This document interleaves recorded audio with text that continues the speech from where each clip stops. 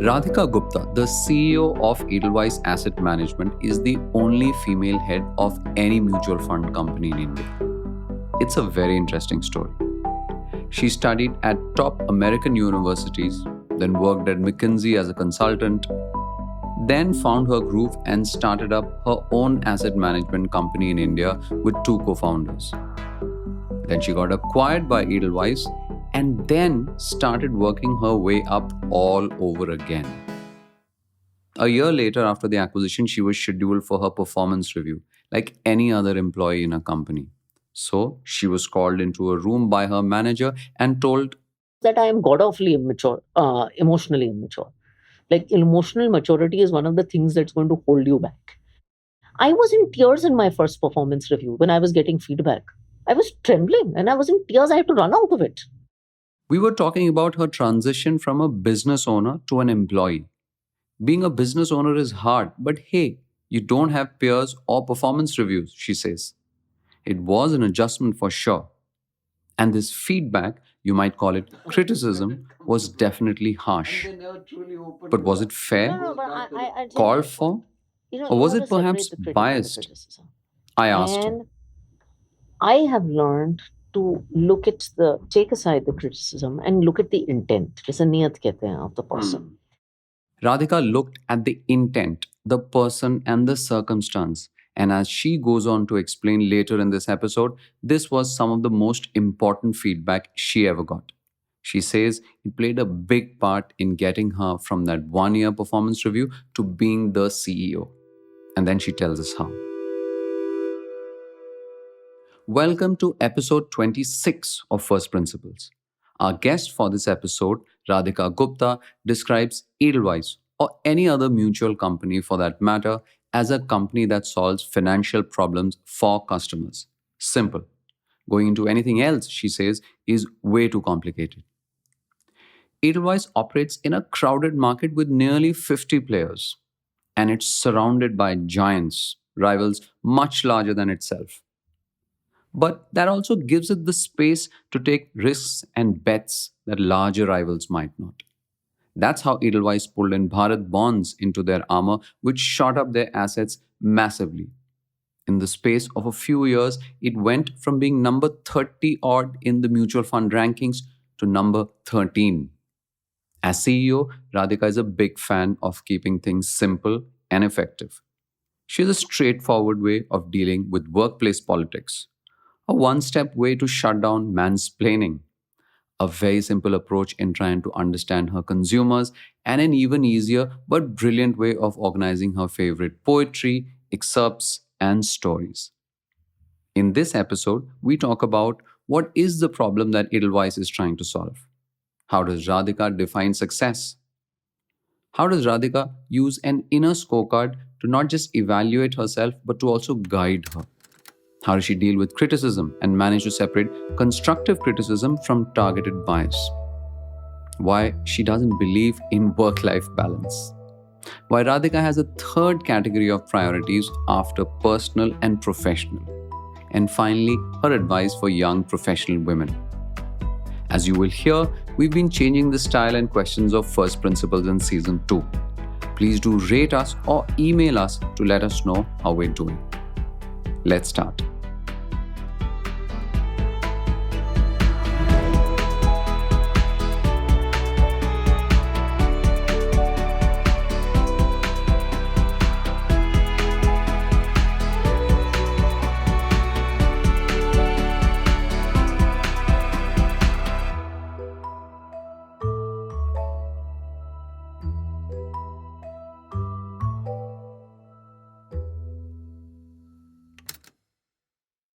Radhika, I'm going to begin with an excerpt from your book, your 2022 book called Limitless, The Power of Unlocking Your True Potential. I haven't read it yet.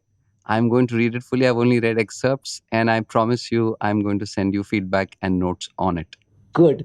In that, you talk about the Marshmallow Challenge, which is a long running challenge that brings together a diverse set of teams, could be anyone, and they have to build a simple structure in 20 minutes using dry spaghetti, tape, strings and marshmallows. It has to be as tall as possible, and it has to have a marshmallow balance at the top and be still standing at the end of 20 minutes.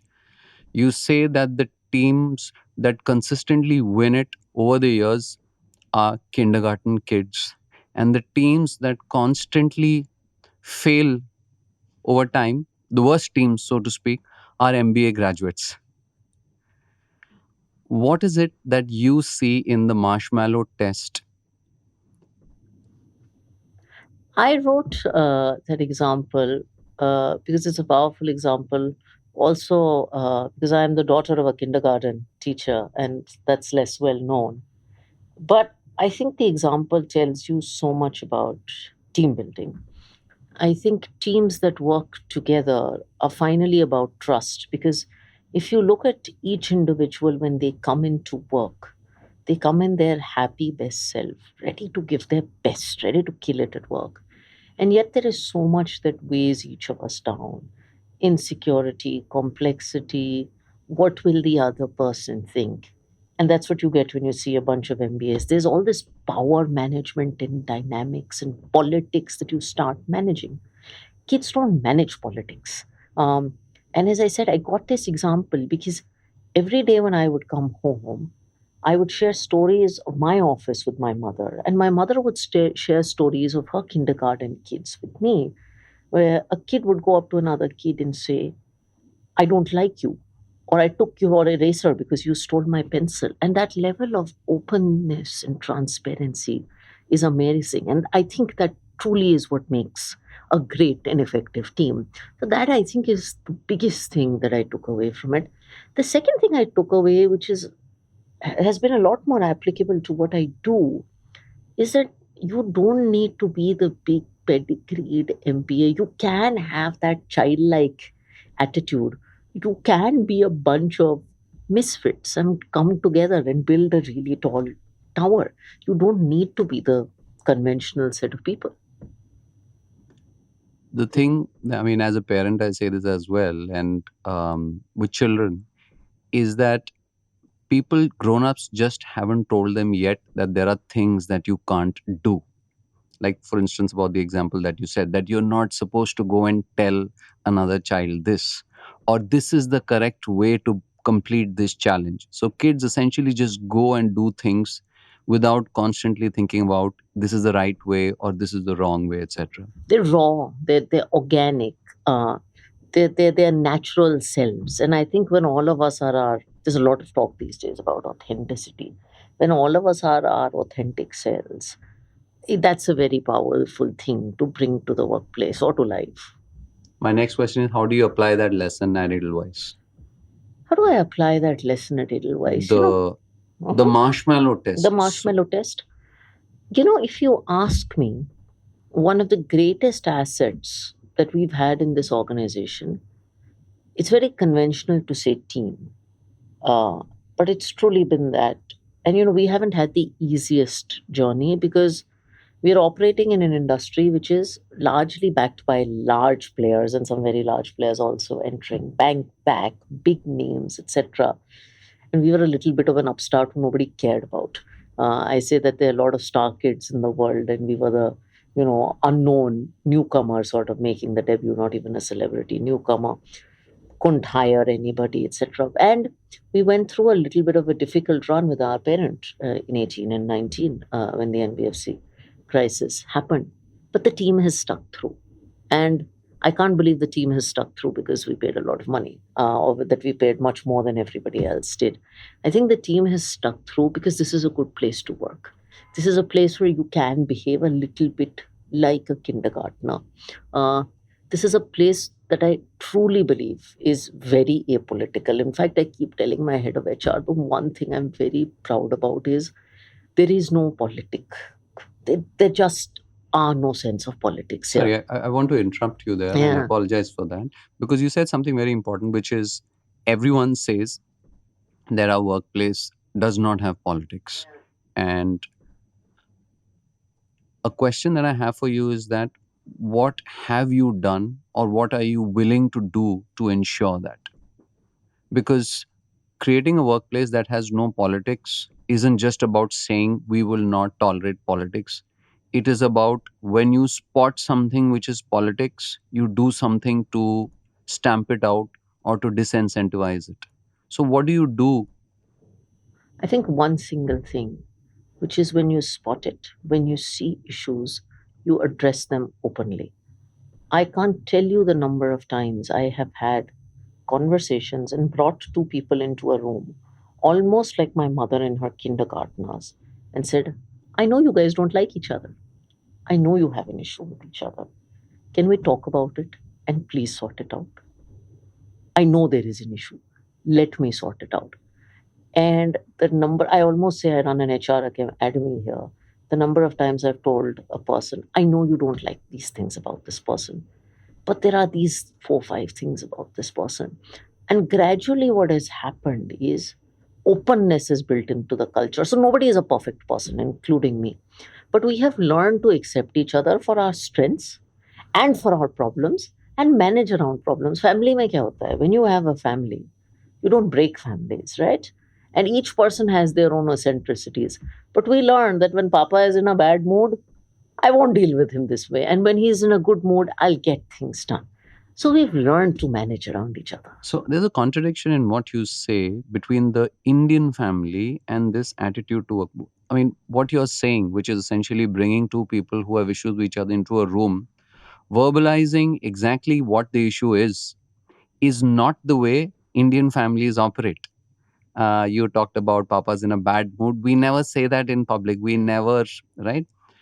And I think that carries over to the people that we are in the workplace as well. If we've been brought up in homes where it's not okay to talk about, the tough feelings and the bad feelings, it means that in our workplaces we are not going to do that as well. So when you do that at work, what happens? I mean, it's what happens when you bring people into a room and say, I know you two don't like each other, talk it out. And then what do you do? Do you leave or do you continue to mediate? It depends. So whenever you bring two people into a room and they tell you that you tell them they don't like each other, the first is like, no, no, no, no, I like this guy. I have nothing. It's not personal. All that stuff will happen, and then you start talking about issues, and you talk through issues one by one. Sometimes I'm a mediator. Sometimes I'm an initial mediator, and gradually, once people have realized they have an issue with each other, people are smart. People are smarter than they think we are. And once people realize that they have an issue with each other, they find a way to solve it. In fact, I was in a conversation before this, and a very senior person on my team was saying, we were discussing some very contentious issues. And he's like, finally, issues get resolved here and decisions get taken very quickly. And it just takes me back. He's like, which decision has ever taken long in this company? And it comes back to that marshmallow challenge, because when there are tough situations, we confront them and we resolve them. And one of the things that is an outcome is, I do believe we are a very agile company. And that is a huge edge in asset management or in any industry. All right. How would you describe Edelweiss Asset Management as a company? What does it do? Edelweiss Asset Management and is a company that tries to solve problems for customers. It tries to solve financial problems for customers using the mutual fund platform. That's all it does.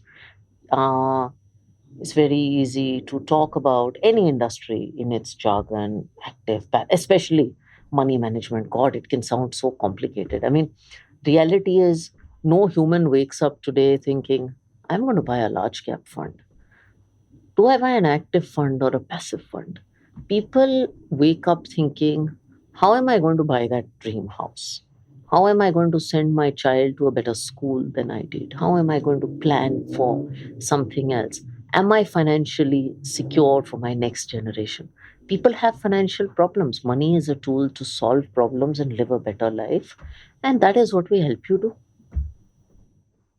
All right. How big is it? How big is it?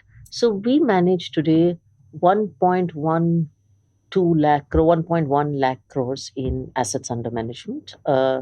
sounds like a large number. If it is Yeah, one beyond point, a certain point in time, it just it's the sounds law like of large large numbers, or numbers. large numbers are That large. makes us either the 12th or 13th largest asset management company. Yeah, that would have been my next question, Yeah. because it helps you.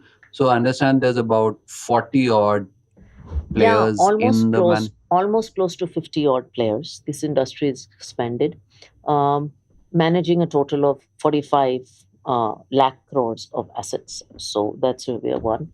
Uh, it is a very fragmented industry where there's not even the largest player will not be more than 12, 13, 14%. And at 1 lakh, which is, 2.5% of the industry, you are still a very large player. When you took over as CEO, Edelweiss was ranked 30 odd out of, something like that, yeah. and you're now at somewhere between 12 and 13. Yes. So you've managed to cover a lot of ground Yes. in a fairly competitive space. Congratulations on that. Thank you. Would it be fair to say that you operate in a sector where you're surrounded by giants?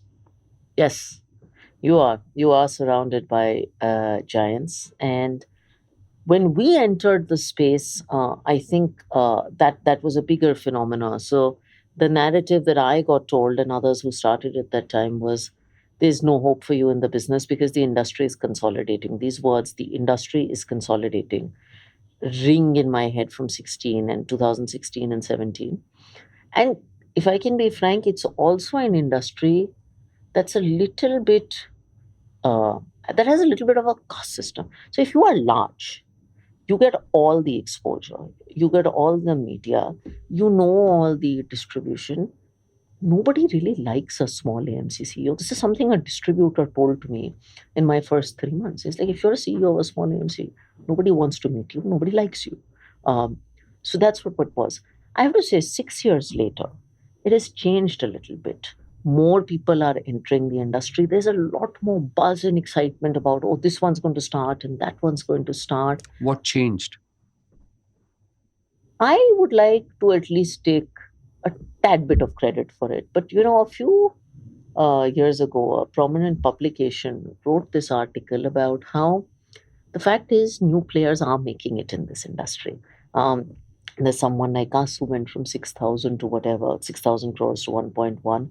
And there are a couple of others, people who have found a way to appeal to the consumer, to solve a problem for the consumer, to perform, have scaled in size. And that perhaps has sent a signal to others that it's not too late to enter the industry, because India is in her teenage years as an economy. I mean, mutual fund industry is so small in terms of its penetration. We are 16% mutual fund assets to GDP. The global average is now 80%. So there's so much space that it's not too late. And I think the success of small size, the so-called small AMC over the last few years, and multiple ones, has perhaps given people a sense that this is a large opportunity and it's not too late to try and capture it. There's another interesting thing that Prashesh tells me, which is that it's important to be significant. But in a market like India, you do not have to be obsessed with being 7 or top 5. Even if you do a good job as top 10, 11, 12, and you're significant, the opportunity is so large that you will build a very meaningful business.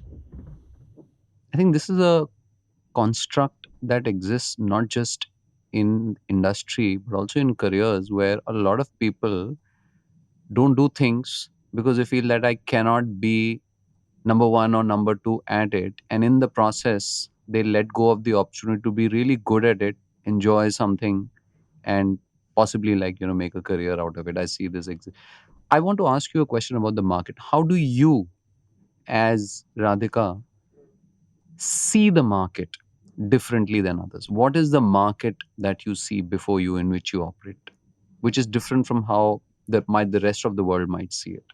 So I see the market, one is very large. I'll tell you what is common and what is different. I see the market is very large. I see the market is expanding, and I know the reason I was desperate to enter this industry. I was desperate to become a mutual fund CEO sometime in 16, 17, and I had never been one before. But I was a mutual fund investor. I see this as a great consumer product. I think for the Indian consumer, there can be no simpler product. So this market has to grow because I believe anything for the consumer that is good for the consumer will find a way, and the Indian consumer is getting more aspirational. So that I think is the commonality. How do I see the market differently? I think there are lots of problems to be solved. So if you talk to a lot of my counterparts over the last 5, 6 years, they'll believe there's no product innovation possible in this market. I completely disagree. I think there's so much that you could do. I think. Sorry, Radhika, allow me to rephrase my question. Huh? What I mean by how do you see the market differently is that, yes, there is one version. The traditional version is that you operate in the mutual fund market, right? But it's possible that there's another way to look at this market, which is really like you alluded to it earlier, that look, perhaps we are in the market where people are trying to buy a second home, or like, so my question to you Uh, is that, is there a way, like, that you see the overall market that you're operating in, which is very, yes, it is mutual funds, but it's also something else? yeah, Is so there something else? I see us, as I said, I see us as someone who solves financial problems. And if you restrict your domain to being a mutual fund professional, even though the mutual fund is a platform to solve problems, it's a regulated platform to solve problems, but we're in the business of solving problems. I think one thing that does help our approach, because a consumer has a lot of financial products as choices. They can go do an FD, they can go buy Bitcoin. For the consumer, even though that's unregulated, by the way, that is also a financial product. So we are solving problems using mutual fund as a vehicle. I think that's the way. And in every product committee, we have this notion of a product committee where we approve new products. And I'm very passionate about products and product development. We ask ourselves this question: are we solving someone's problem or not? Because I can market anything and make it successful. But are we solving someone's problem or not? And I think that is perhaps what has helped us be a more innovative asset management company over the last 6 years. That tireless focus on solving problems. I mean, um, you say that you're in the market of trying to solve consumers' problems. I have a question here. Do consumers see this as a problem, or do they see it as an opportunity? And I think the way people approach the two psychologically is very different, right? If I have a problem and I have to solve it, I'll tend to defer it. But if I see it's like greed versus, like, is it like a vitamin, or is it like is it something that allows me to prevent a, something bad happening, or is it allows me something that lets growth happen? Which one is it? Is it a problem? Is it an No, opportunity? so we are a growth asset class. Maybe the word is problem, maybe the word is goal. So we are in the you know, investing is purposeful, right? Nobody sits and plays a contest. You made X rupees, I made this rupees, you made that return. When I say problems, I think we are here to fulfill consumer goals. That's what we are here to do. So I believe the best kind of investing is oriented towards goals. Otherwise, what you do, if you follow the mantra of greed driven investing, there is no limit to greed. And one of the challenges, by the way, I've had with the finance industry is that it is one of the greediest industries in the world. I mean, finance professionals on average are the most well paid professionals, and yet you have the maximum number of problems. The same is true of investing. There is no limit to greed. I meet so many consumers, so many distributors. I met a consumer who was perfectly happy that they were earning 14-15% returns compound. Very good. Suddenly they heard that small cap funds have given 30% returns. They got very agitated. That is greed driven investing. Because then their 14-15% does not look that good enough when somebody else is making more than. But the reality is, for their lifestyle, for their need, this person is a heart patient, is a single owner. They have to be conservative. For them, 14-15% is the right outcome. So, for their problem, their goal, their circumstances, their purpose, that's the right. So, greed scares me. Greed truly scares me in this business. Uh, and I'm also a child of 2008 because I saw that very early in my career. All right. From how you see the market, I want to ask you, how do you see consumers? Often, one of the dichotomies that exists with consumers is what they say versus how they behave, or what they disclose or what is actually revealed. And often there are two different things. You go and ask someone, is this a good product and would you pay for it? And they'll say, yes, yes, it's a very good product. But if you actually look at how they behave, you'll see something very different. So, how do you see consumer behavior as distinct from what research reports or direct questions often reveals it? So, firstly, in mutual funds or in money, especially in India, there is no one consumer. There are so many different kinds of consumers, and you have to realize financial literacy and financial education is a process. So, and you really learn by making mistakes. So, consumers almost have vintages. They're like fine wines. They've aged.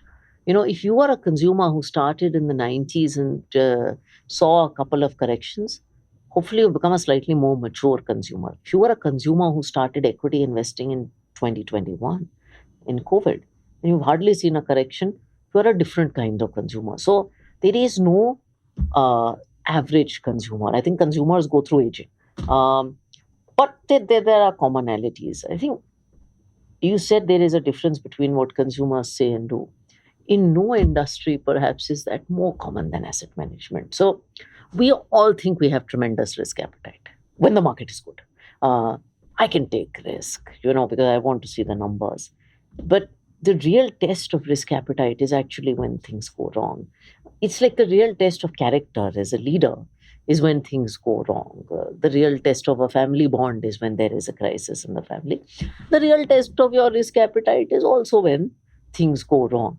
And I think consumers take a lot of time to figure out what investing is right for them. So I commonly get asked the question, what's the best mutual fund scheme? What's the best mutual fund scheme, especially in media?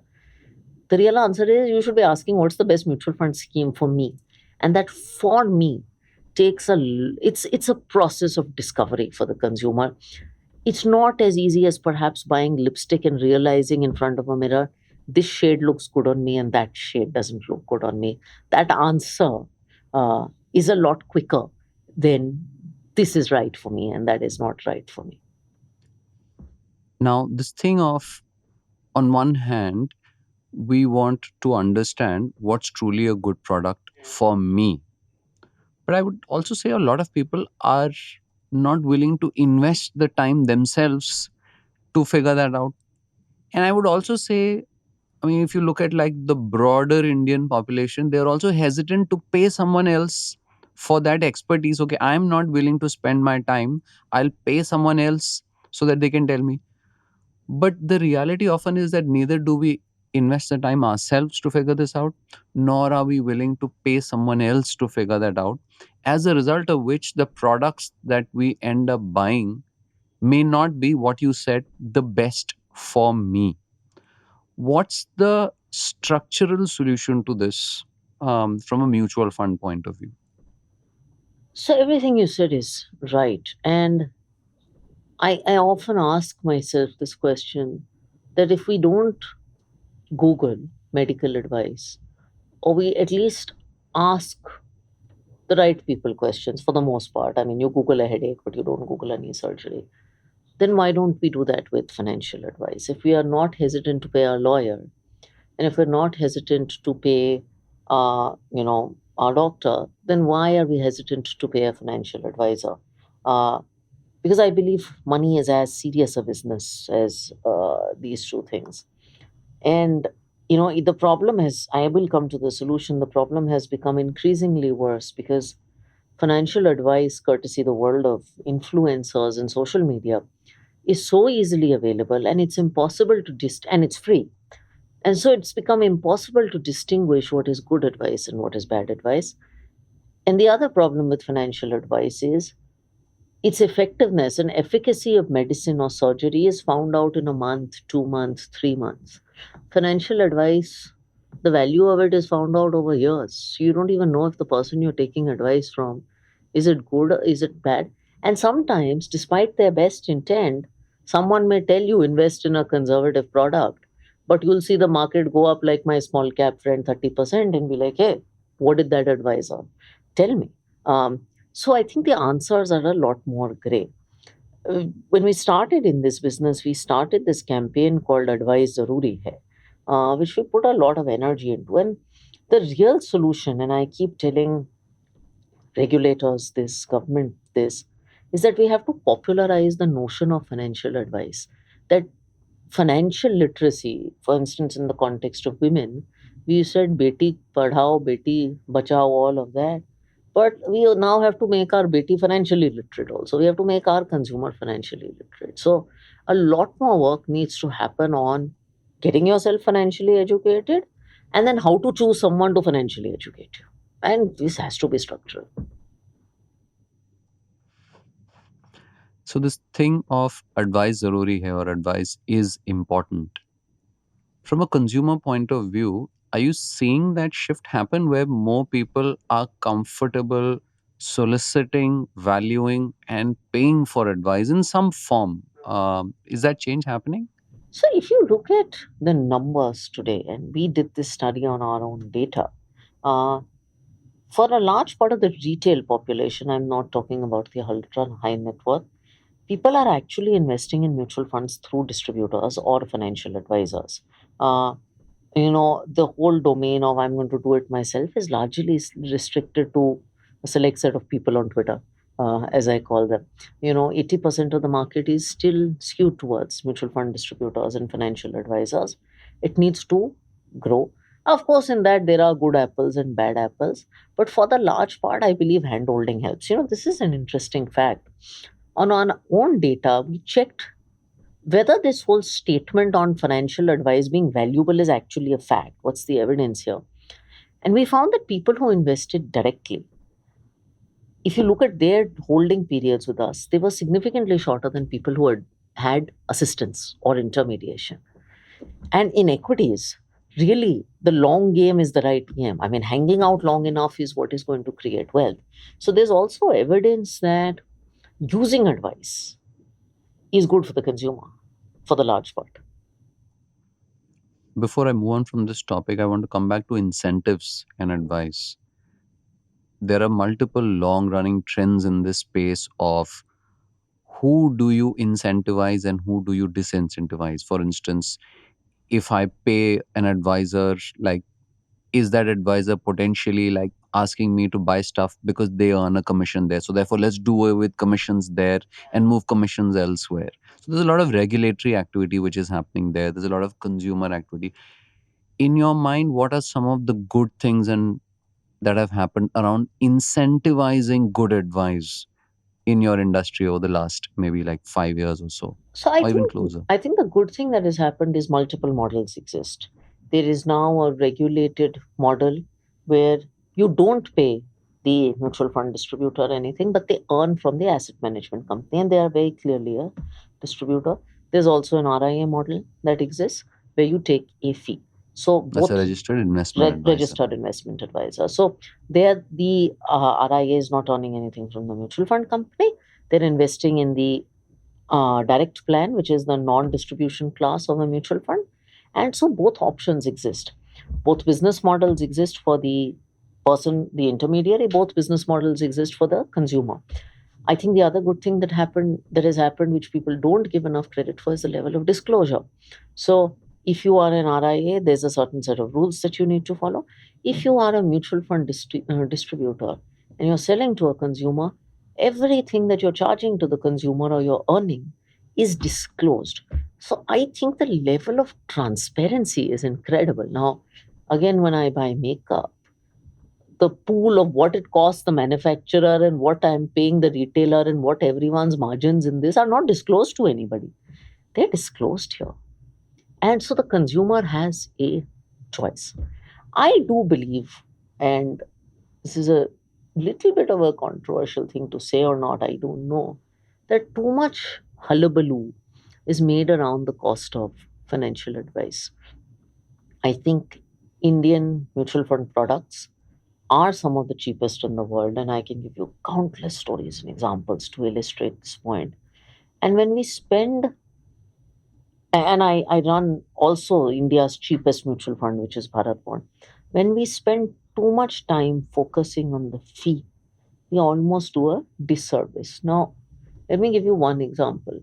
Uh, I have a help at home who helps take care of my son, and she was telling me about another story. Uh, and these people earn well, they earn 40, 50, 60,000 rupees a month. She's telling me about a case where the person actually, after working for 14, 15 years, has 2, 3,000 rupees of savings. I asked what happened. And of course, this is a usual story. Many women in this country, husband takes everything. Right. And then we were talking about SIPs, etc. And we started SIPs here. Now you can debate. When I put up this on Twitter, people are like, how many fees, what fees is she paying for an SIP? What is her distributor on it? Do you think it matters? For her, the SIP is actually Missing the about wood for the trees. the SIP is just her own hard earned money not going to her husband and going from her bank account into her own name. And this is the problem of a lot of India. That's why I said we are here to solve problems and make things purposeful. Now, for that 50 basis point or 1% of fee that she's going to be paying, she's solving a much larger problem for herself. And you have to want to incentivize people to reach out to people like her. And this is not the poorest class of India, by the way. This is a well to do class of people of India. If you don't incentivize the business of financial advice enough, you'll have what's happened in the UK, where people only want to provide the service to the rich. Let's switch lanes a bit and talk about careers. Hmm.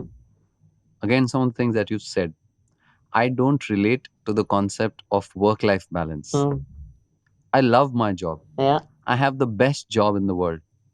Now, all of these statements are today almost problematic Yes. for the younger generation, because how can you say you love your job? It's just a job. How can you say you have the best job in the world? How can you say you don't have work life balance? God, yeah. My God. I would be killed for some of these statements, man.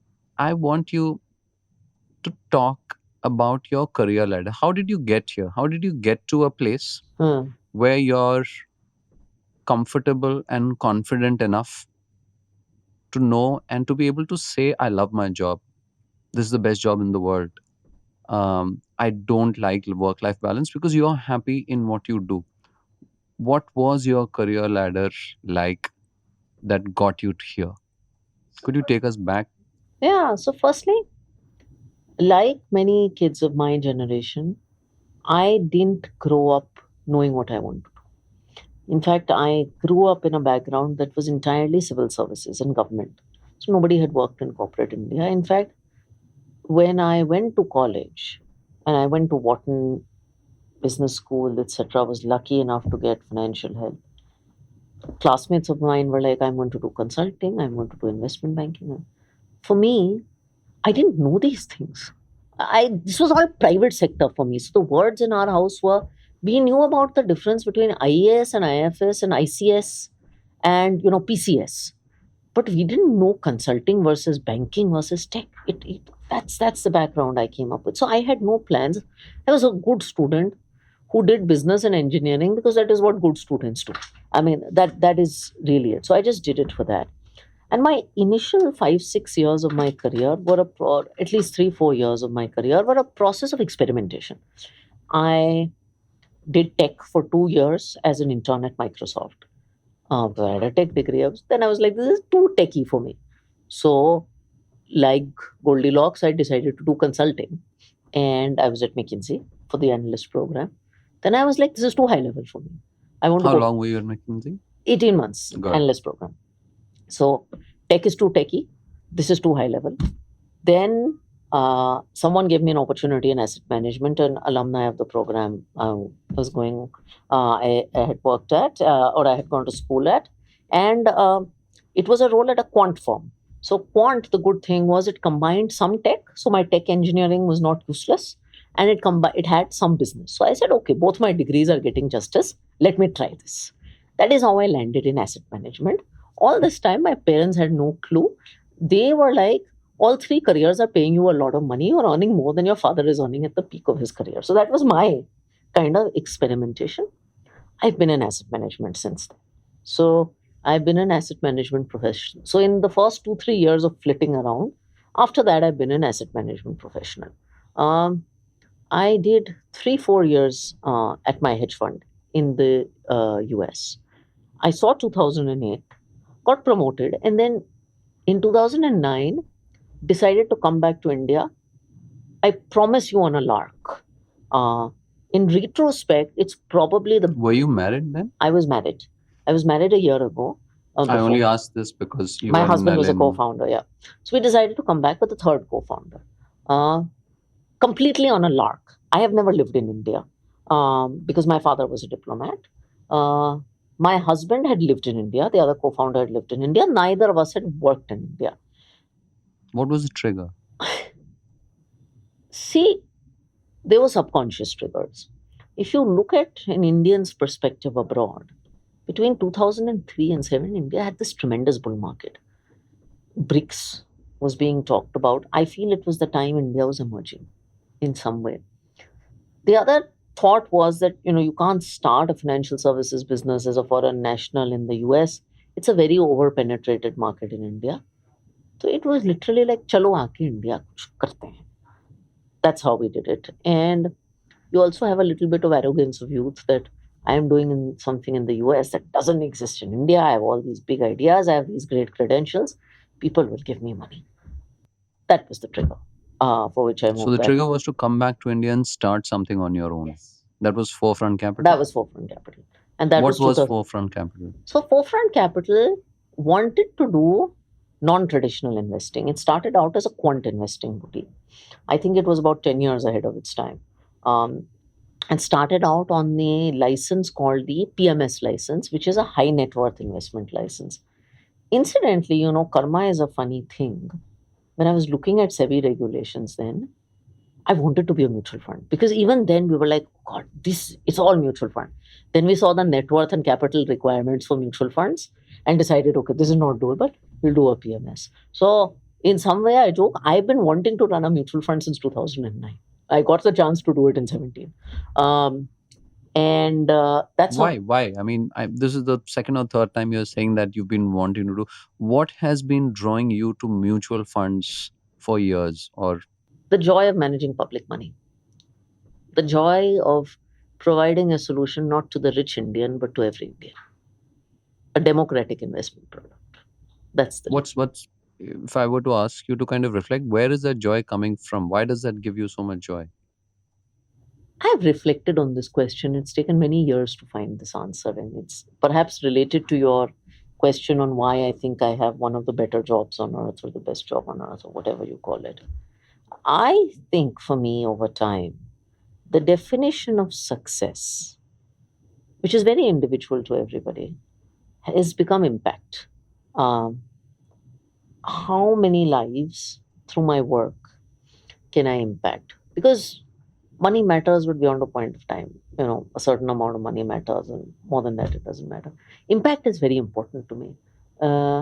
It could have come from the fact that my father was in public service, that my mother has had one of those noble professions. So maybe it was very subconscious. But for me, it was impact. I think India is about watching a country transform. And I really believe we're very lucky to be building the generation that is building in India today versus my father's generation. I think we're tremendously lucky.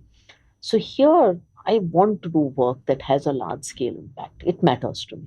Good. So to coming back to your career ladder, you came back, set up Forefront Capital with Nalin and another co-founder. Yes. And you ran that for 4 years. And I then, ran that about 4.5 years before we sold it to Edelweiss.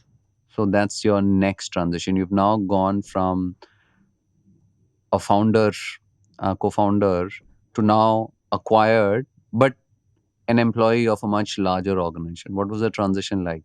It's actually tougher than you would think it would be. And I don't think it would be easy at all. I'm sure. no, it so must be. people told me selling was a bad idea because they said, you are foreign educated, you have worked for big global brands, you're going to join some Lala company and they'll eat you alive. So I always joke with Rashesh, I was like, nobody has eaten me, thankfully. And none of that was there, actually. I think this whole entrepreneurship and not being your own boss and all, I think this is all hogwash. One, in life, everyone has a boss. Your customers are your boss. Your regulators are your boss. So nobody lives in a life where your investors are your boss. Someone is your boss. I genuinely think that if you believe you're living a life with no stakeholders, and Today, in today's generation, there is no boss employee relationship. By the way, I can't get my 1 year old to listen to me. Do you think because of some hierarchy that HR has set, I can get someone to do something for me? This is all hogwash in today's generation. So this nobody is bosses.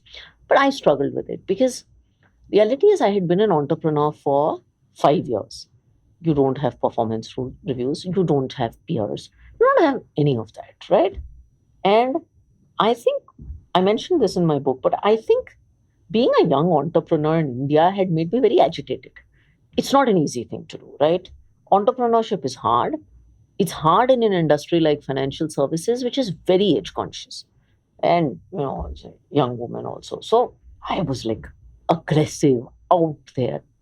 And in a corporate, there's a lot more you have to do. You have peers, you have reviews, you have to manage your emotions. In fact, one of the earliest feedbacks I was told in 2015 was that I am god awfully immature, emotionally immature. Like emotional maturity is one of the things that's going to hold you back. And I'm glad someone told me. Sorry, this. who told you this? One of and my when? bosses told me this. At what stage of your career? I think 2015, 1 year after I sold the business.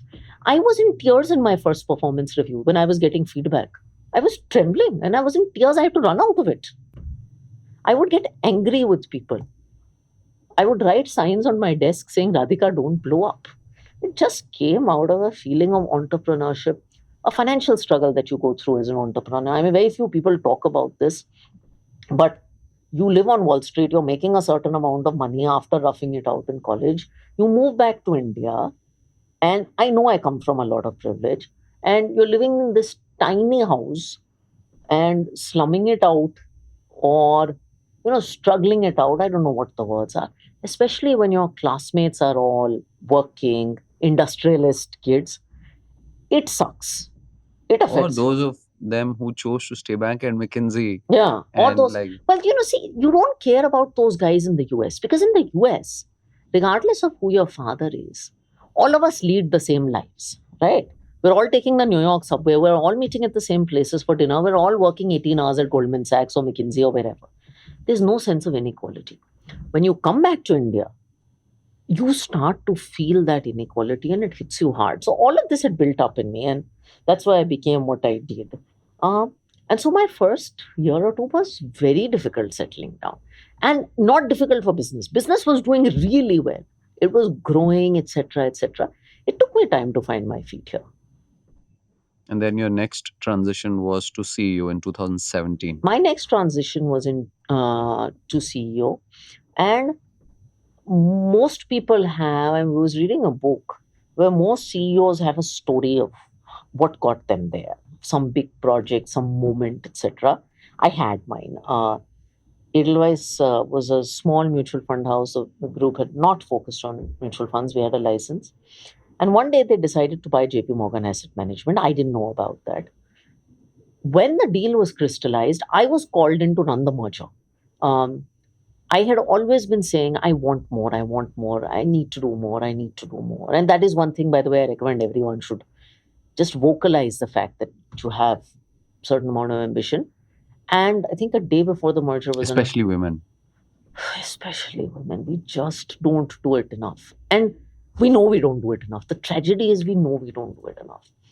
So I was called in to run that merger. And that merger changed who I am. Because I went from being, as I said, an angry young person who had never managed more than 4 people to someone who was managing an MNC and domestic company merger with 100 people. And I really credit this system for giving someone like me that opportunity because I don't know what they saw in me, except the fact that I wanted to do more. And that unlocked the path. And that completely unlocked the path. And later I put my hand up again, once again, and said, if you need a mutual fund CEO, I'm here, I'm here. And I had all these Bachchan-like dialogues that said, I may not have any experience, but I love this business more than anyone else will. It's interesting you should mention Bachchan because just a few minutes ago you were saying angry young person, and I Angry was young thinking woman, yeah. angry young woman, and now you've Yeah. made the Bachchan reference. And now I've made the Bachchan reference. You've talked about the fact that women leaders are often judged Yeah. for their looks, for how they sound. You talked about the fact that I mean, even though you say it was valid feedback, but I think one of the feedback that comes is you're too emotional.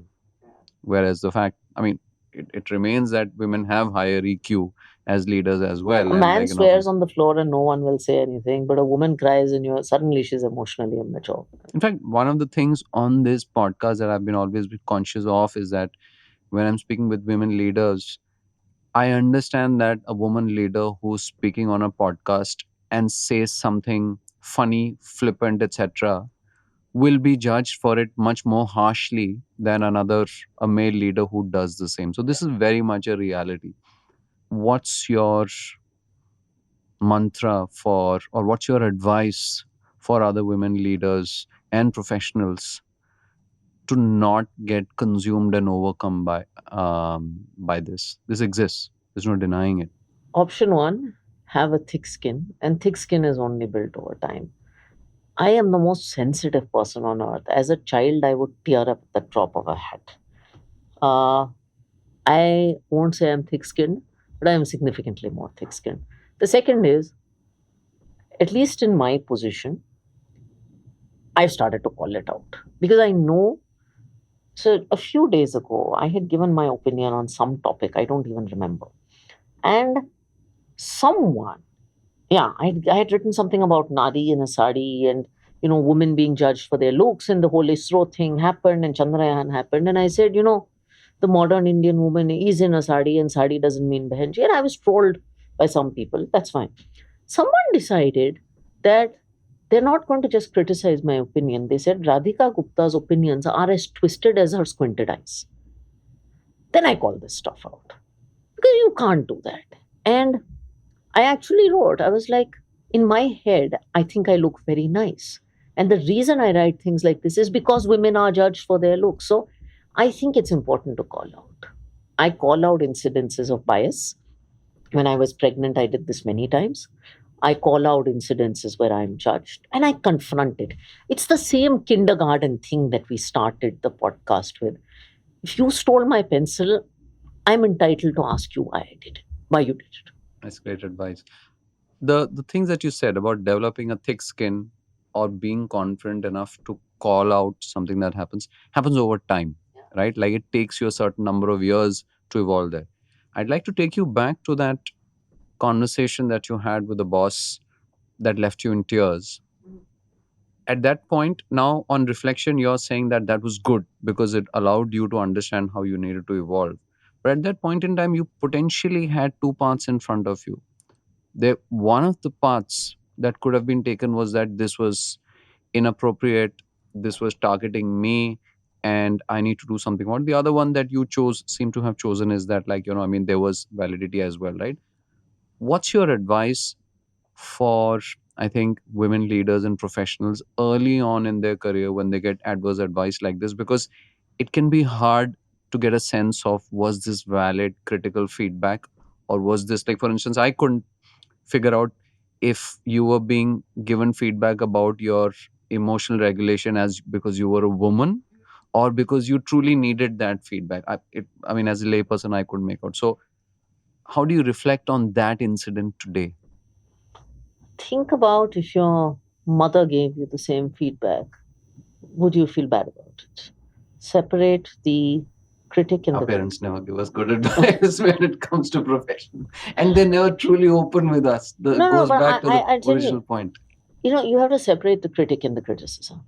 And I have learned to take aside the criticism and look at the intent, जैसे नियत कहते हैं, of the person. And in this case, the person who was giving me this feedback was very invested in my career. That's very useful. In fact, when he gave me the JP Morgan merger, and when that merger happened, I didn't know how to manage people. I didn't know how, I was terrified of public speaking. He would call me into his cabin while he was having lunch and just give me 30, 40 minutes of people management gyan from his own experience. Eh, This is someone who managed 2,000 people. He didn't need to do that. He was doing it because he cared for me. So that criticism was coming from that Right place. He once made me, he was supposed to deliver an integration speech to this audience of 100 people. And at a big offsite, and he disappeared and he said, Radhika, you need to make the speech, despite the fact that I was terrified of the mic. He did it because he wanted to push me. And so I have learned to identify what is trolling. Like the dude who's talking about my twisted eye, he's a troll. He's mean. He doesn't care about me. He's targeting me. But this person was not targeting me. And that would be my advice. Separate the critic and the criticism. All right. My last question on this topic is, how do you handle mansplaining? I'll tell you a story. I was 7 months pregnant and I was part of something industry related, and some guy came to me and said, don't be on this conference call on a Saturday because you need rest. And I was like, what the? First, I was very angry. Then I actually called it out. I said, listen, I'm pregnant. I'm not sick. You're not my husband or father, not that they can tell me this thing.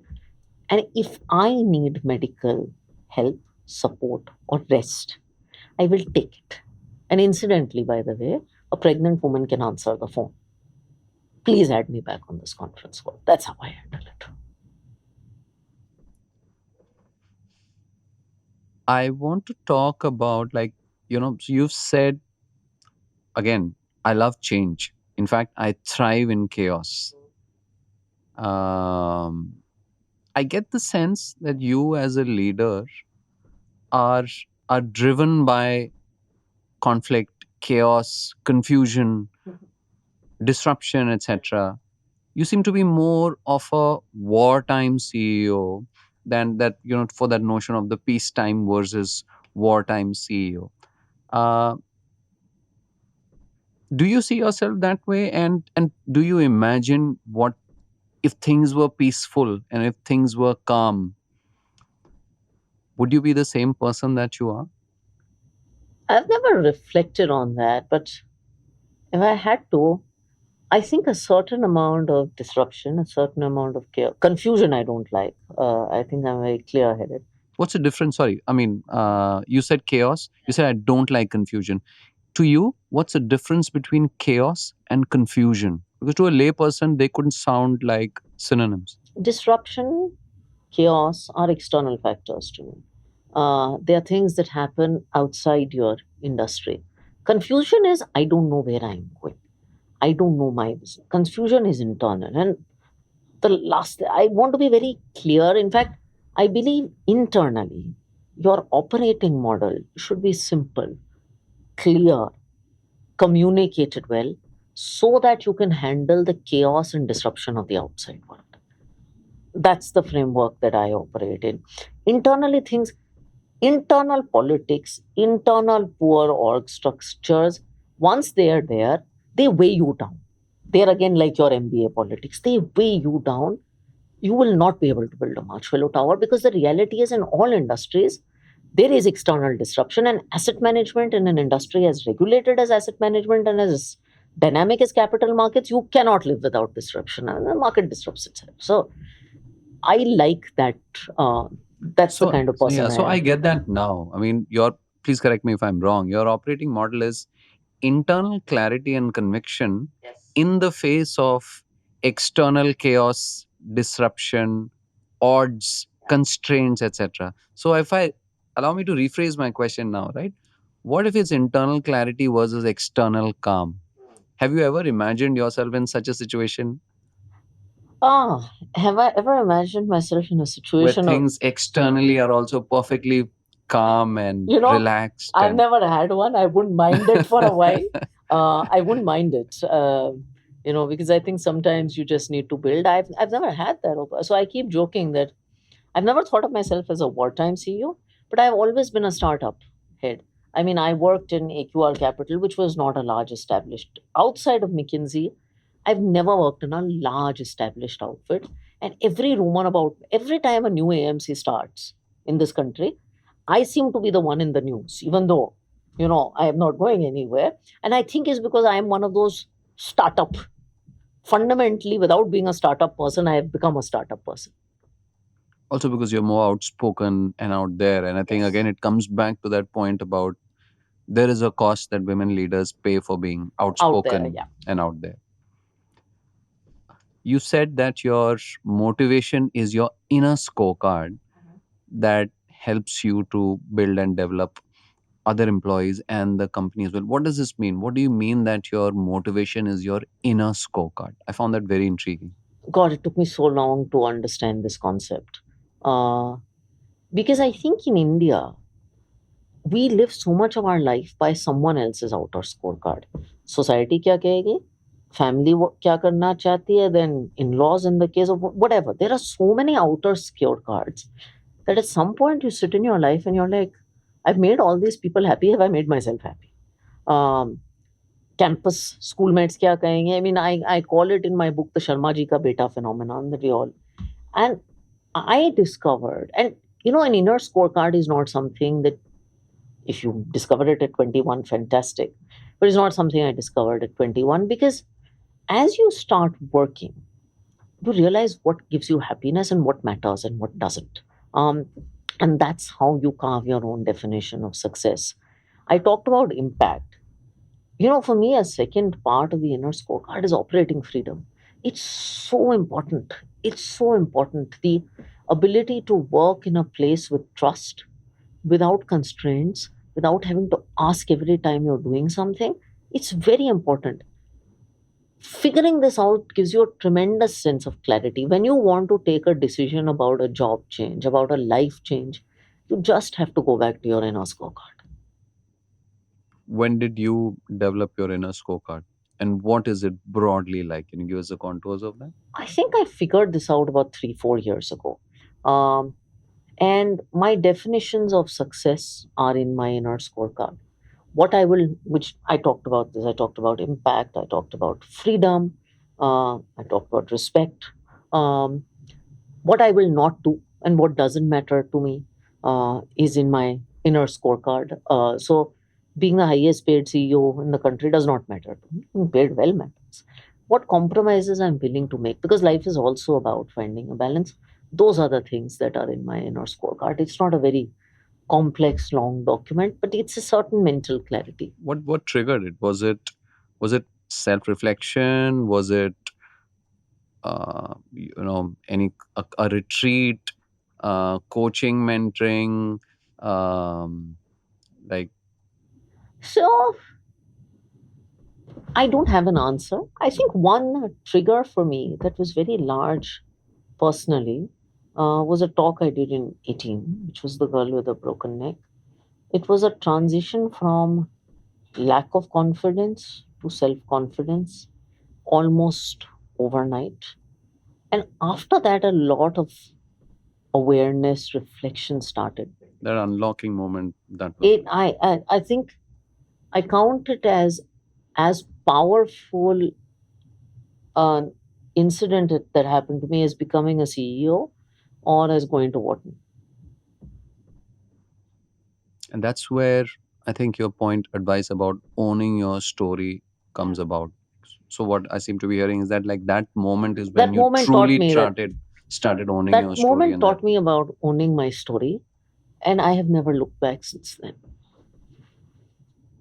you're someone who reads a lot, Yes. not just like I mean, what because you operate in a sector where you need to read a lot Yeah. and be abreast. You read a lot of books. You're consuming a Hmm. lot of.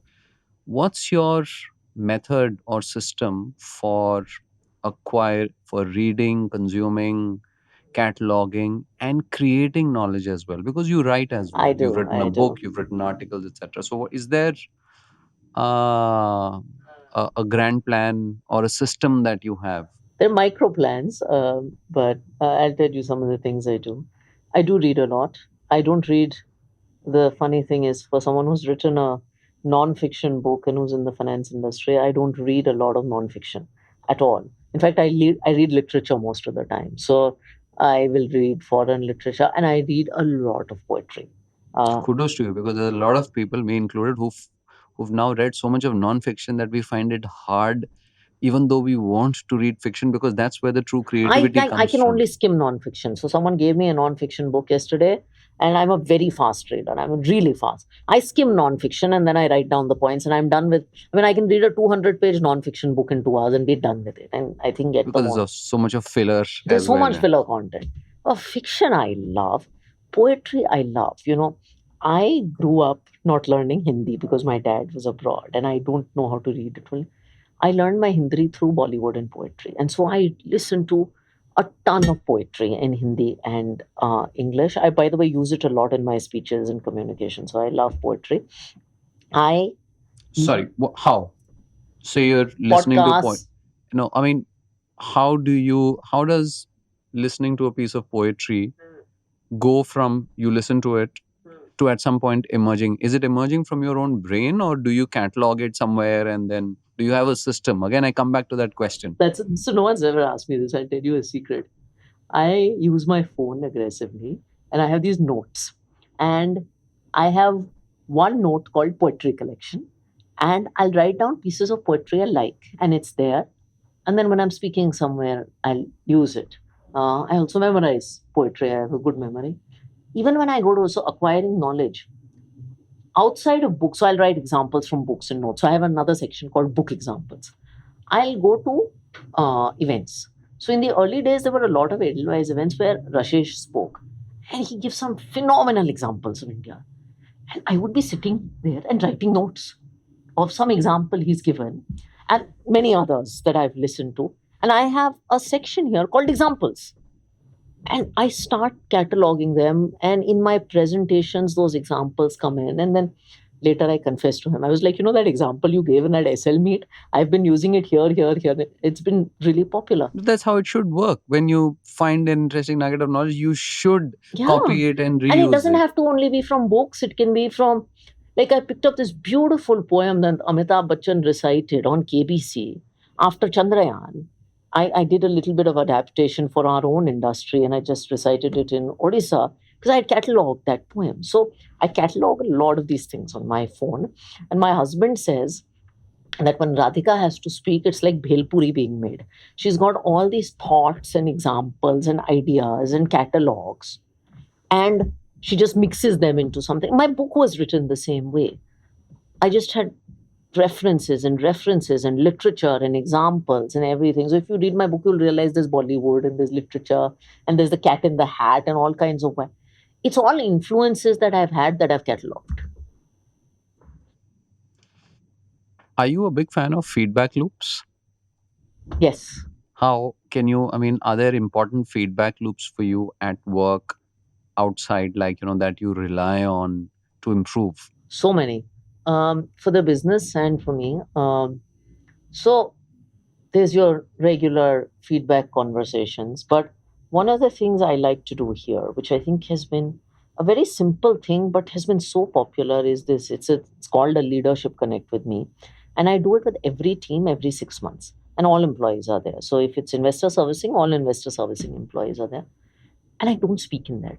All I do is I sit there and I tell them, ask me whatever question you want. And I just answer the questions. And I do that every 6 months with every team. We started this in COVID and we've continued it. In the beginning, nobody asked me anything of substance. Not of substance. They would ask upar ke question. Now people will ask me, I've heard a rumor you're quitting. Is it true? That's how open we've got. Or why are we doing this line of business?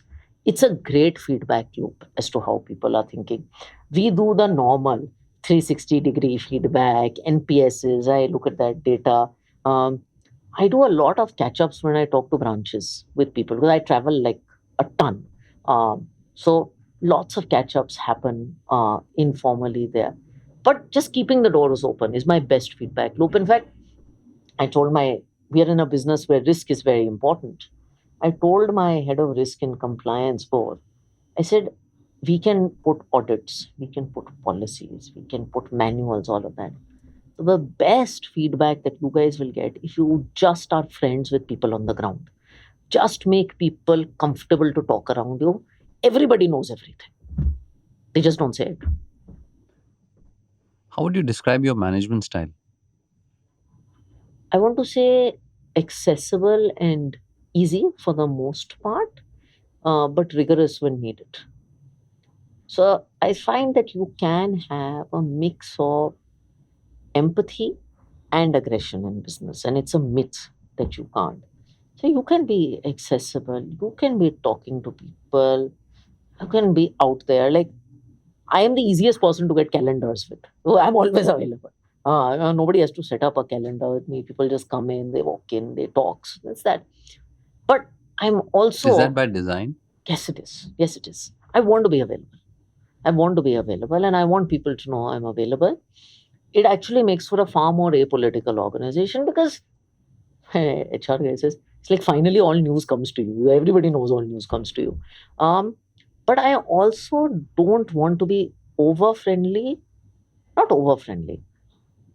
That should not lead to a sense of laxness in the organization. We run a money management firm, we are a fiduciary. So there are principles. There is a strong sense of constitution. It's a little bit like a strong democracy.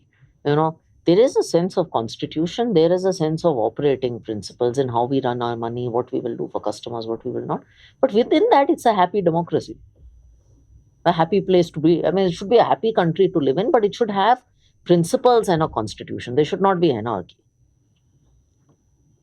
When Like you I'm a Nazi, by the way, about preparation. So if we're doing an event and there is no preparation, I will get angry, and everybody knows that, and it's important to me. What kind of a mentor are you?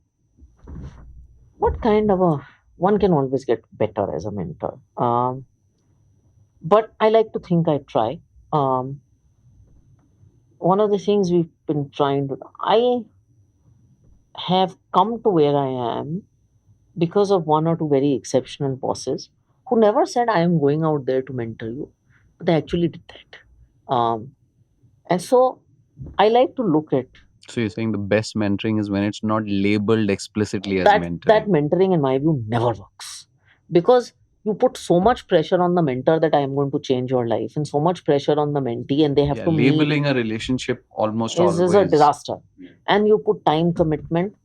But I like to think of people's careers, and I like to have a vision for people's careers silently and help them work towards that vision, create opportunities for them, tell them these are areas you need to work on. Chalo, I want to do this. So I struggled with emotional maturity and people management. Someone came and helped me with it, gave me an opportunity, gave me a project. I want to pay it back the same way. Changing tracks slightly, when you see a business landscape, um, do you first see the rules and the constraints, or do you see the opportunities that exist perhaps even beyond it? Like, what do you naturally settle on, instinctively, and focus on before deciding what to do? The second, and this is an interesting question to ask someone in In mutual a fund regulated, I in such a understand that. highly, and I respect regulations a ton. I am the daughter of a bureaucrat. So, and I think I have a slightly different point of view on government than most people do because I believe it is an enabler.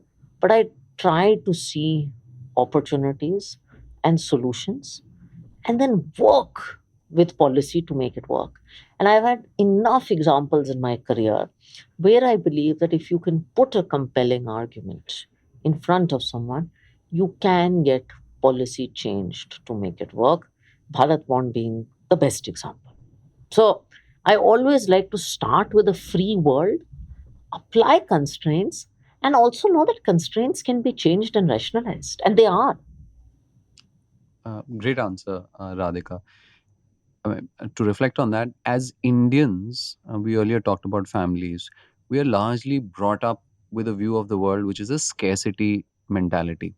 The way we form queues, the way we approach road traffic, etc. Right? Whereas, I mean, modern management philosophy, etc., talks about learn to see the world through an abundance mentality, etc., and all that. It's not easy, and I think, I mean, this is related to my earlier point about, do you see the world as, like, defined by constraints and rules, or do you define by opportunities, right? So if you come back to scarcity mentality versus abundance mentality, that also ends up defining the way we behave in organizations and in our careers about what is possible, what am I supposed to do. Whereas, unlike you said, which is, or like you said, that perhaps what you can do is really dependent on you if you really think outside of the boundaries. Do you see this as work, and what do you do to change it? So I think it will automatically change because we grew up in a scarce India. And my father grew up in an India of scarcity. My son is growing up in an India of abundance. So automatically your mindset is going to change. But I must tell you, it, especially in the early years, it would drive me crazy when I would hear people say in our industry में तो ऐसे ही होता है ना, rule ऐसे ही है. So when you launch new products in mutual funds, there are certain categories that SEBI allows you to launch funds in. And one of the ways to think about new products is, let's fill categories. My point is, let's build good products. We'll find a category or we'll create a category. And I think that is the difference between scarcity and abundance. One starts from a free space where you're focused on consumer first. One starts from a constrained space. And then when you start with constraints, you build much less than the constraints. This question might seem a bit odd, so apologies in advance. Do you ever talk to yourself when it comes to, conversing with yourself, or bouncing your own feedback against yourself, having a conversation? Like, how do you debate and resolve long running thoughts? Like, for instance, you talked about the fact about the inner scorecard, etc. I write a lot and I don't publish all of it. And my writing is in some way a way of That's your communication back reflection to with yourself. myself. I write a lot. Most people don't know that most of my tweets and posts come out of a bad day. Now, as a CEO, you can't explode in front of a large bunch of people, but you can write. Um, I also have to tell you, one of my learnings over the last few years is I have become a lot more open in talking to people. So I believe in the concepts of personal advisory boards, even being open. I heard something lovely that Renuka Ramnath said, um, is that even as CEOs, we think that a board is someone we need to show off in front of, whereas most boards and most people are sounding boards. Uh, and so I'm very happy. I mean, I told my boss this, Venkat, this time. So I'm very happy I have an equation with you where if I have a problem, I can come to you and talk about it and just say, talk to me about this as a friend and help me work through it. And I believe I will not be judged. And I do more of that. How do you think about your time when it comes to allocating? I have too little of it. Uh, so look, I have always been, since I was 12, 13, I have been a little bit paranoid about planning. So I mean, time management is something that has somehow come naturally to me. Um, and even when I was a very young kid, I would write down every day and I had exams. ये project is then karna hai. Today I'm going to study this much maths, and I had calendars for myself. And I hate doing things at the last minute. So I take on much more than I can chew. I am often guilty of it because, especially over the last few years, I've been very fortunate in terms of the opportunities I get. Something like World Economic Forums comes to you, Amphi Vice Chairman comes to you, or a couple of other things. I'm greedy for opportunities. I'm very greedy. So I often take on much more than optically I can chew. I have a strong sense of priorities. Now I write things down in an Excel sheet. So I know my personal priority is XYZ. Like I had a phase where I was pregnant and my house was getting constructed. Those were personal priorities. I was doing XYZ. So I have personal, professional, and growth priorities. I write them down and now I aggressively say no. That's the only way. That is What's the really, difference between professional and growth priorities? that's a really good question. So I think most of us lead our life in two dimensions: personal, which is family, and professional, which is calm. What about growth? What about doing things for yourself? Writing a book, learning public speaking. Which doesn't need to be boxed in into It's either not personal or professional or professional. personal. It's something you do for yourself to grow. And I think most of us need to move from a 2D life to a 3D life. So for me, personal growth is very important. You had earlier asked a question of how can you be a CEO and calm? Perhaps in those phases, my personal growth energizes me. I almost feel I need a major personal growth project every 12 to 18 months. Otherwise, I'll go nuts. What is it currently? Will be revealed soon. All right. Do you allocate your time more efficiently or your wealth more efficiently? My time, much more. That's you work in the wealth management space. Yeah, But that, I guess that's a function of the fact that you've been doing time management since you were 12, 13. And for a professional, perhaps the greatest asset you have is your time. The most valuable thing I have is my time, right? That's very well put. So for you, time is Time definitely is more actually valuable money. than. You've said about the superhero syndrome and the urge to do everything yourself. How have you managed to slowly wean yourself off it as much as possible? I'm assuming you haven't fully weaned yourself off it. Quite a bit, not Where fully. would you say on a percentage basis where you were maybe like 10 years ago and where you are today? Professionally, I think I have gone from 100 to like doing 100% to doing 20%. Professionally, I think I've done a very good job delegating. In fact, the running joke is I only delegate. So I think professionally, I'm very happy.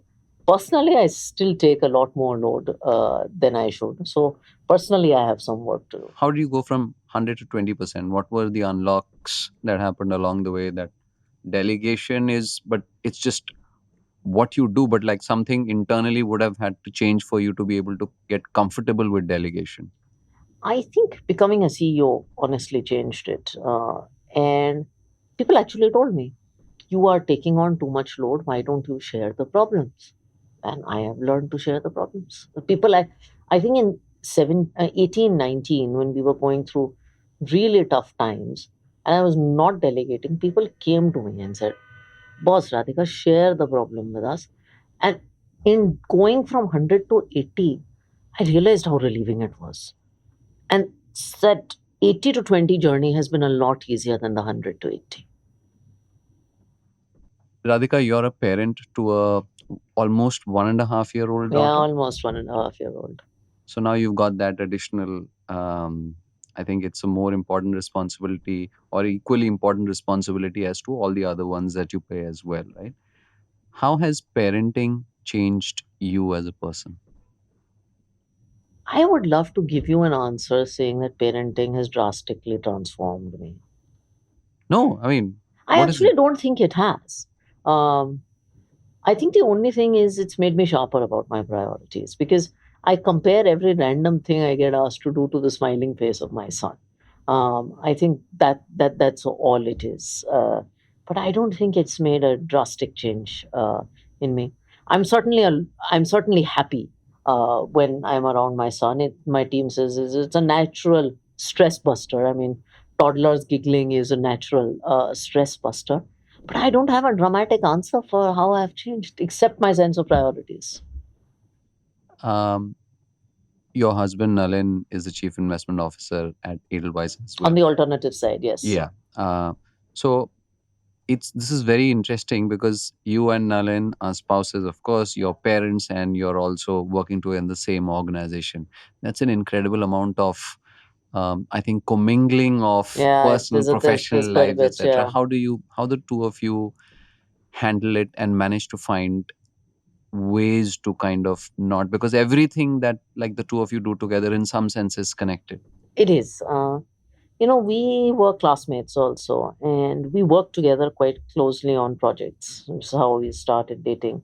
And I think perhaps we realized that we actually work together quite well, even in college, and have run a company. So I think it's been a long journey.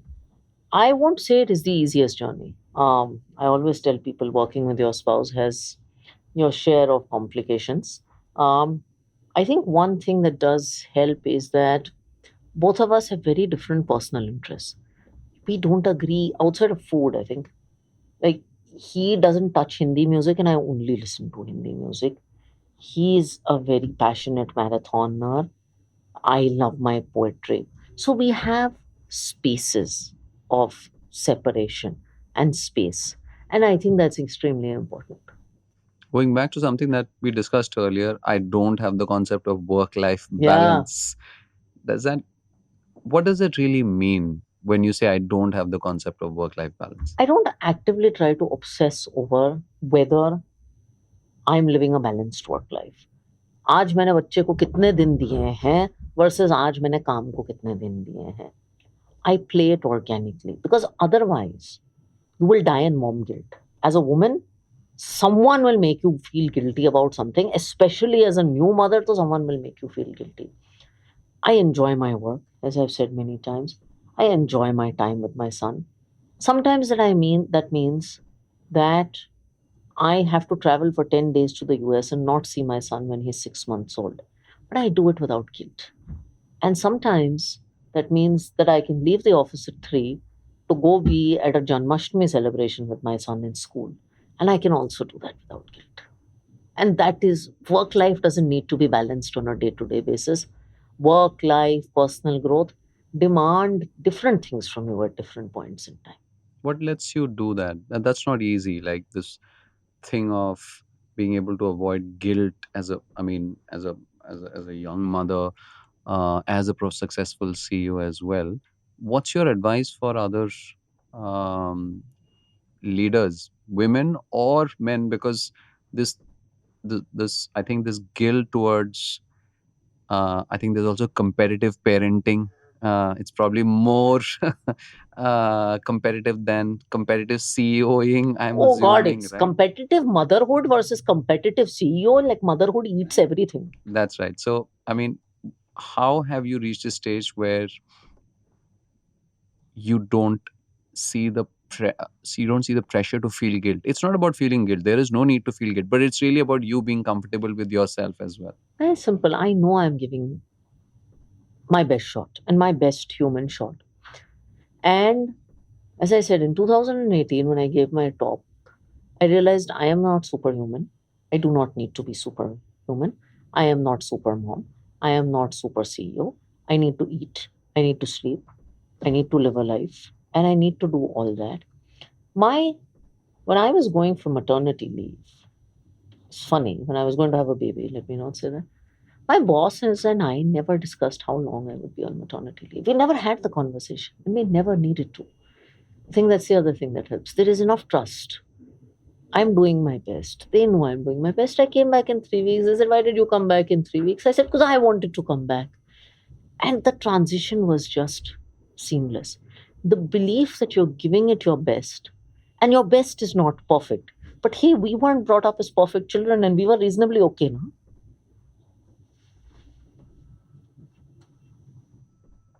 What are the books that you're currently reading? I have to confess, I am reading nothing right now because I just don't have time. I listen to poetry. What were the most recent books that you've read probably in the last 6 months or 12 God, months? no, Anything I'm interesting? genuinely telling you, since I've had a child, I just haven't had the time, because what happens is I come home at 6:30, and I'm with him till 9, and I'm eating dinner, etc. And then I'm working from 10 to 12. So there is no time. I just got a book from Rashesh's office, which I started reading yesterday. It's called The CEO Next Door. So I'm like 20 pages into that. It's interesting. It's about the fact that you don't need to be an extraordinary person to be a CEO. So I found that interesting. And when you do read books, is it Kindle, Physical, electronic, physical, physical? physical. I love the feeling of a physical book and coffee and sitting on the balcony. I hate Kindle. No more screen exposure. This is a question that I'm borrowing from this long running BBC show called Desert Island Bliss. Uh, what five things would you take with yourself if you were to be stranded on a desert island for the It's things and image? not people, right? It's things. Okay, because otherwise I would like the Of family. course. Family starts Of course. first.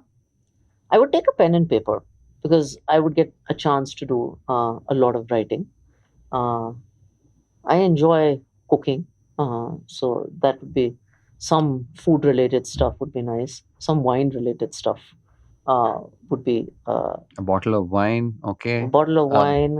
a Uh, pan, maybe, like, yeah, a yeah. pan to cook. I'm vegetarian, but we'll figure out something on an island. That's four items. That's 4 items. I think I'm reasonably okay. I take some music, yeah. I'm reasonably okay. You leave me alone, have a glass of wine, write. I'd be quite happy. Give us a music recommendation. Here's some music recommendation. Okay, it's going to sound very boring to this generation because I only listen to old music. I mean, my favorites are ghazals by Jagjit Singh. So this is going to sound tremendously boring, but that's what it is. And it's interesting. I don't listen to music for the beats. I listen to it for the words. So I will read and listen to songs again and again and again and absorb the antara and look at the lyrics. And if I don't understand a word in Urdu, I will look it up. Um, and I am the best Antakshari player on earth because I know the lyrics to everything. But I can never play Antakshari because I sing like a frog because of my voice. How would you describe yourself if I had to give you, like, you could pick one adjective or word to name yourself? It's a nickname or a description. What would that be? My parents call me Aflatun, which Could is you like trans which Yeah. is like a hurricane, a tornado, like everywhere. All right, Aflatun it is. Aflatun it is. So that's the one. They keep calling me Aflatun. So Aflatun it is. Thank you so much for your time, Radhika. Truly Thank enjoyed you. the conversation.